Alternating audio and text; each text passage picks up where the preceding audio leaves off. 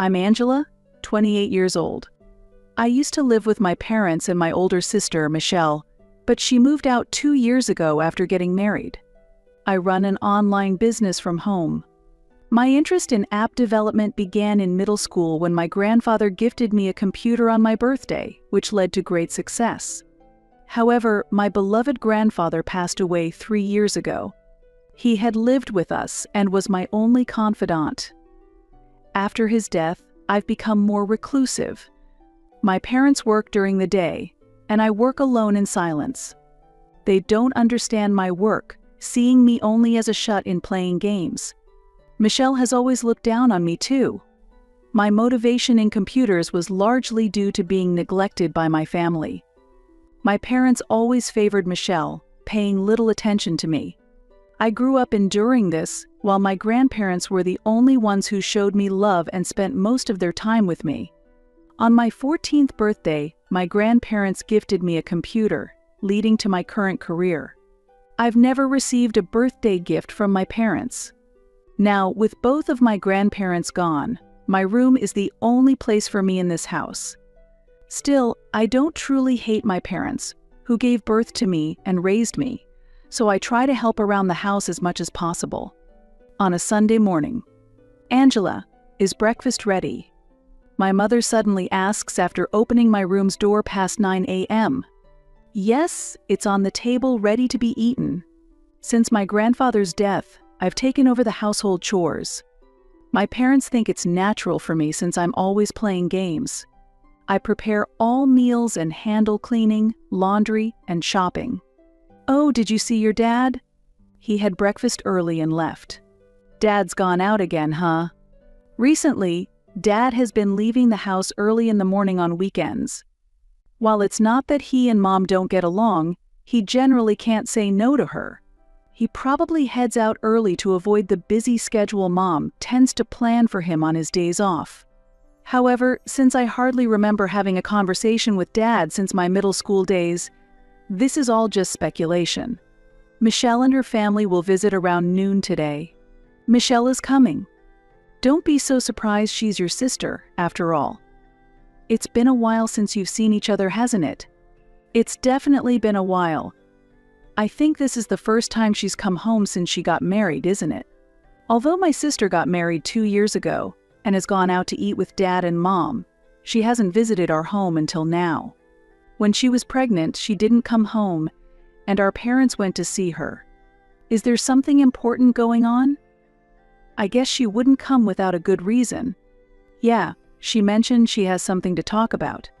She is coming home after such a long time, so make sure to prepare a nice lunch. Right? I got it. Despite my eagerness to meet my nephew, I feel uneasy due to Michelle's past coldness towards me. Realizing I hadn't received this month's grocery money yet, I asked, "Mom, can I get this month's food money? I'm about to go shopping. Didn't you get it from your father?" "He told me to get it from you." "I don't have any money on me. Last month, I only received $50. I need the full amount this month." "No, here's $30. She slams the money on the table. "If you worked properly, this wouldn't happen." "How long will you play around?" "I've told you I am working." "I don't want to hear excuses. You're just playing games for pocket money. Don't talk about working when you can't live on your own." "That's not true." "Enough. I've given you some money. Get the rest from your father." With that, she stormed out as she slammed the door. After letting out a deep sigh, I returned to my work. Once I reached a good stopping point, I headed out to do some shopping. With an uneasy feeling lingering, I rushed to finish my shopping by early afternoon, as I had heard that my sister would be arriving around that time. After I returned home, I started cooking immediately while my mother watched the TV to relax. My father returned just before noon, and soon, the doorbell rang on schedule. "Glad you could come, Michelle. Come in quickly." My mother's cheerful voice is audible. I'm back. It feels nostalgic returning to this house after so long. "Welcome back, Michelle. It's been a while." "Oh, Angela, you're still here." Seeing Michelle for the first time in a long time, She was dressed in designer brands from head to toe, with heavier makeup. Her triumphant smile directed at me hadn't changed at all. "I'm so tired," Michelle exclaimed as she flopped down onto the sofa.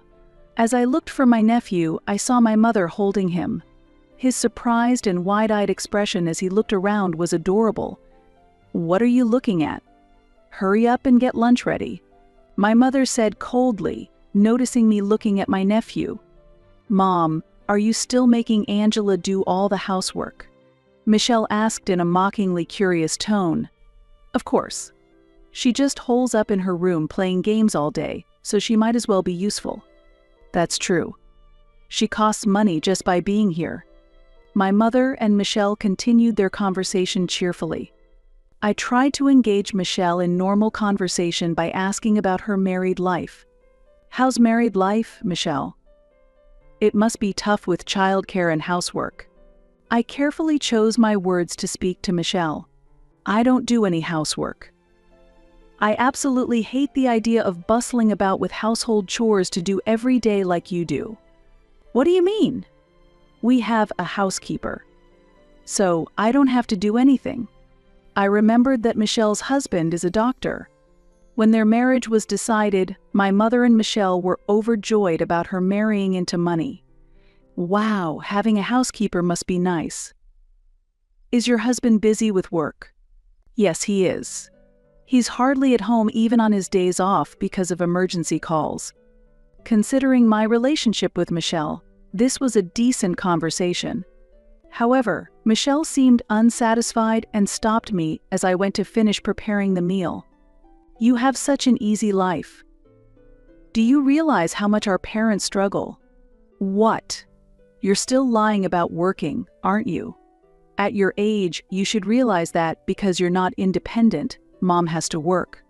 "Well, I've told you and Mom many times, but I do work from home and earn enough.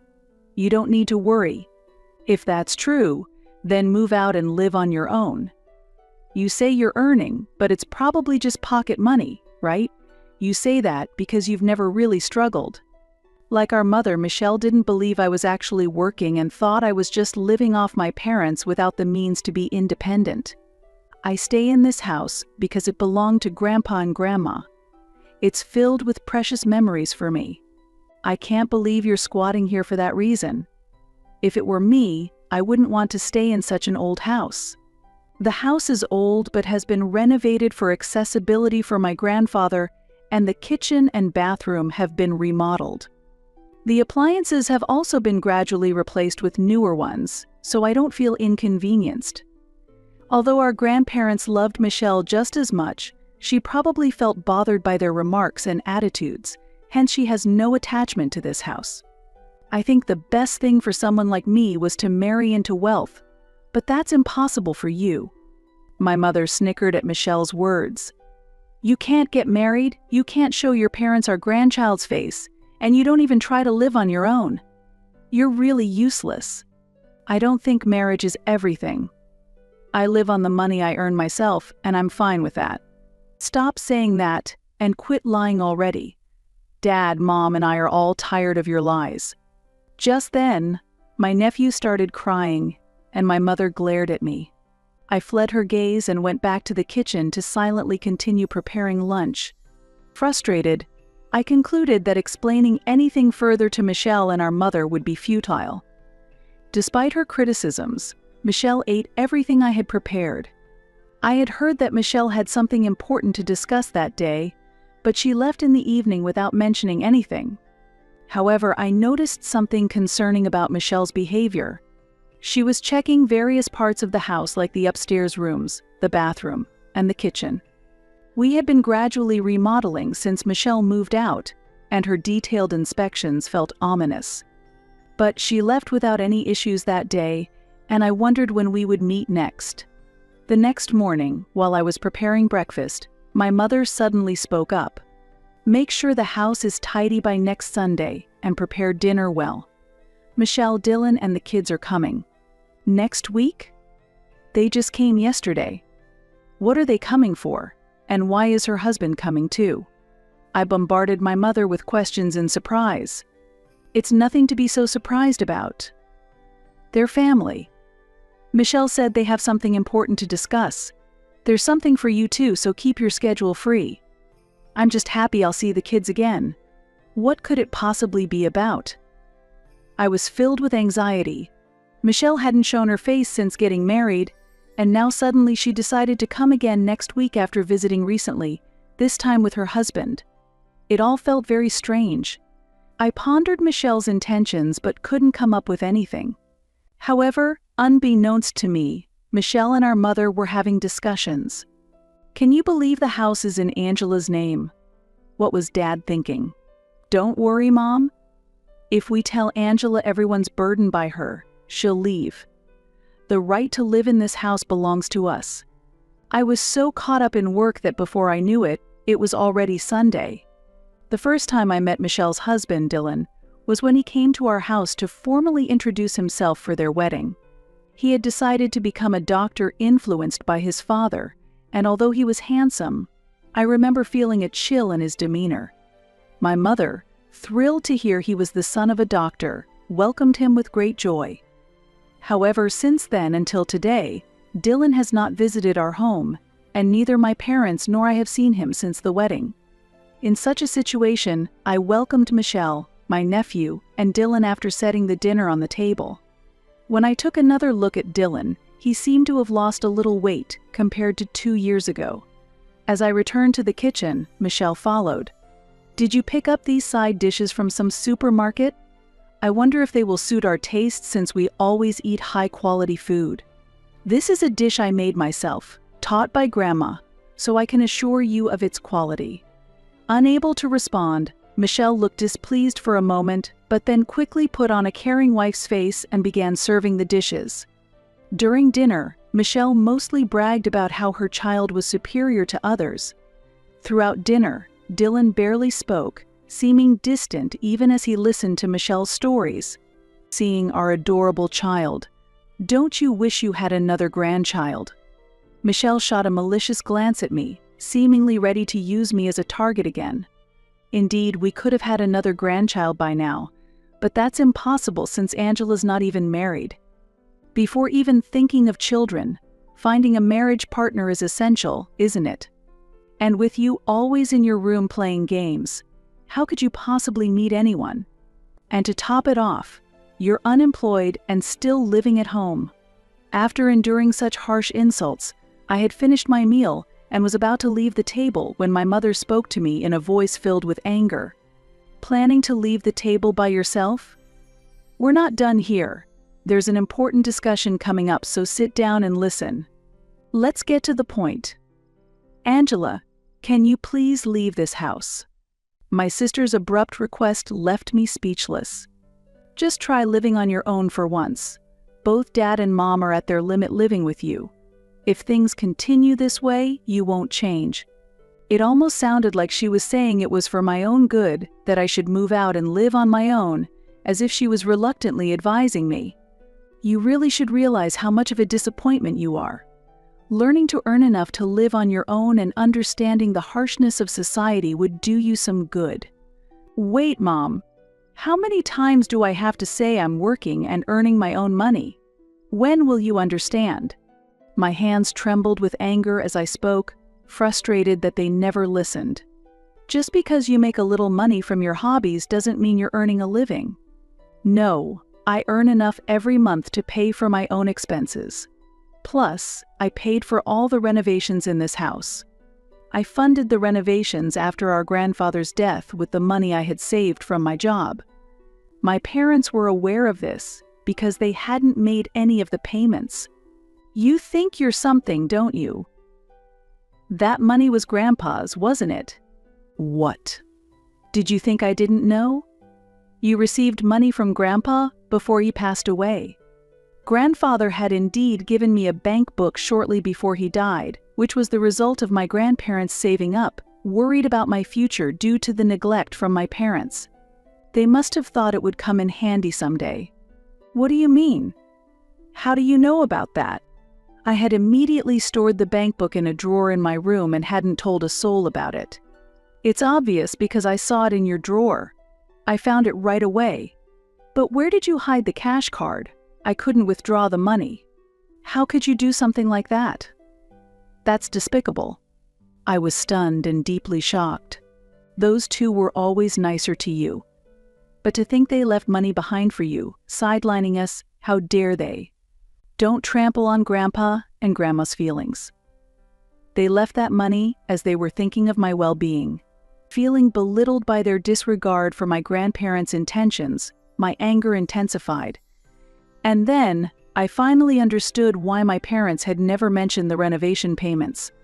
They must have known about the bank book and had intended for me to handle the costs from the start. They assumed that I had covered the renovation costs with the money from the bank account I received. Let's forget about the money for now. Thanks to it, the old house has decent amenities, and the appliances are fairly new. It's infuriating that only you received it, but, well, I'll forgive you. Grandpa and Grandma probably foresaw that you'd struggle to be independent and jobless. The inside of the house is clean, and the appliances are quite nice. Was Michelle's sudden inspection of the house meant to check on these improvements? As your sister, I'm really worried about you. You understand that, right? I just glared at her silently. Ignoring my look, she smirked and began to reveal her true intentions. Actually, he's about to build a new hospital, she said proudly, looking at Dylan, whose expression remained stern. What? Actually, we're thinking of moving in here as well. Why would that be? We've decided to build a new hospital around this area. There's spare land and not many hospitals around, right? So we plan to use this house as a base to commute to the hospital. That's why we need you to move out. But you can't just spring this on me all of a sudden. I know this house is in your name, but you should leave for Mom and Dad's sake. Just give the house to me. Why do you get to decide that all on your own? Of course, both Dad and Mom agree with me. They truly want you out as well. I remembered that Grandpa had transferred the house into my name before he passed away. At the time, I didn't understand his true intentions, but now it seemed clear. The real head of this house is Dad. Titles don't matter, so just leave quietly. No, this house is filled with memories of Grandma and Grandpa. Stop being so childish. You're just a parasite living here, bothering everyone. It's time for you to leave, Michelle shouted as if delivering a final blow. Angela, don't you think you're a bad influence on your nephew? I turned my eyes towards my mother as she said this. You think your nephew is cute, right? Do you really want him to see you living like a parasite, dependent on your parents? For his education, you should leave. During this, my father kept his gaze down, fiddling with his phone. Dylan remained silent, but his attentive listening suggested he agreed. At that moment, I thought to myself, let them think what they will. Nothing I said would matter to them, and I wanted to escape from this toxic environment as soon as possible. Fine, do whatever you like, I said, and stormed up to my room. I was furious about everything but decided to think calmly about what to do next. That night, I made a decision. The next morning, I went downstairs to find Michelle's family gone. My parents seemed to be asleep, and the leftover mess from the previous night remained untouched. I took my laptop and headed to a nearby cafe. Soon, my phone was bombarded with calls and emails from my mother, demanding to know where I was and to come back and make their breakfast, but I ignored them all and proceeded with my plan. Using my laptop, I first searched for moving companies and contacted one as soon as their office opened. Thankfully, since it was off-peak season, they could come on the same day. I timed my return to the house when I knew my parents would be at work. The house was a mess after just a few hours without me, and I sighed deeply in frustration. Shortly after, the movers arrived with a large truck. Which items are we taking? Everything in the house. The movers efficiently packed up everything I had purchased, from large appliances like the washing machine, vacuum cleaner, fridge, and microwave, to smaller items like dishes. It was lively when I had all the latest electronic appliances, but after everything was moved out, the house felt empty and somewhat sad. Legally, this was still my house, but I no longer wanted to be there. However, I vowed not to waste my grandparents' intentions. As I left the house filled with my grandparents' memories, I felt oddly liberated. That evening, my phone rang. It was my mother. "What the hell is going on?" "All the appliances are gone, did you take them?" "Of course I did. You wanted me out, so I'm leaving, but naturally I'm taking what I bought." "I'm glad you're leaving, but taking the appliances is not right." "Why not?" "They're mine, I bought them." "You bought them with Grandpa's money." "No, how many times do I have to tell you? The money from Grandpa is very important to me, I wouldn't touch it. I bought everything with my own money." I sent her a photo of my bank book showing today's date to prove it. I had just withdrawn $100, so the balance should make it clear. "You're horrible to do this to your own parents." "Fine, we don't need your appliances, we'll ask Michelle and her family to help." "I don't care. But you guys need to leave quickly. That house is in my name." "What?" "Don't be ridiculous." That was the last I heard from my mother. Inwardly, I hoped Dylan could successfully buy the house, not just the appliances. A few days later, Michelle contacted me sooner than expected. "Angela? I hope you've calmed down by now. Can we talk just one more time, please?" Her tone was different, as if she was treading carefully. "What do you want?" "I'm busy with work. Make it quick. I've been thinking since then. It was our mistake to try to kick you out. We're family, shouldn't we live together? After calling me a parasite, now you suddenly talk about family? Absolutely not. You guys have moved in already, haven't you?" "We moved in yesterday, but there have been some complications." "Oh, about Dylan? He got fired from the hospital, right?" "I know, though it's amazing you kept quiet about it." "How do you know that?" "I'm not as clueless as you think. A friend of mine works in admin at the hospital Dylan was at. She told me he was fired for having an affair. It turns out that Dylan had an affair with a nurse and got her pregnant. He tried to convince the woman not to have the child in an attempt to keep the affair hidden, but the enraged woman exposed the truth throughout the hospital. Fearing the hospital's reputation would suffer, Dylan's father decided to fire him. Dylan couldn't tell Michelle the truth and fabricated a story about building a new hospital to secure a place to live. Actually, I just found out about it recently and was shocked. Now he has no money and is being sued for compensation by the woman's husband. Plus, Dad has left home. What happened to Dad? According to Michelle, it seems that my father also had an affair and left a note and divorce papers before moving out, just before Michelle and her family were to move in. Apparently, he had written complaints about my mother in the note, and after reading it, my mother became bedridden. You can't just leave us in such a sorry state, right? Angela, you'll help us, won't you? You still have the money Grandpa gave you, right? What are you saying now? Mom showed me the photo of the bank book. I believe you're working now. After all this time of not believing I could support myself with my earnings, it's ironic they turn to me only when it suits them. Don't just rely on me when it's convenient. I'm not coming back. I've tolerated everything because the house was filled with memories of Grandma and Grandpa. But I've realized that those memories will always be in my heart. Wait, please. I have no good memories with Dad, Mom, or you, so asking for my help now only troubles me. Oh, and make sure you move out soon. That house is in my name.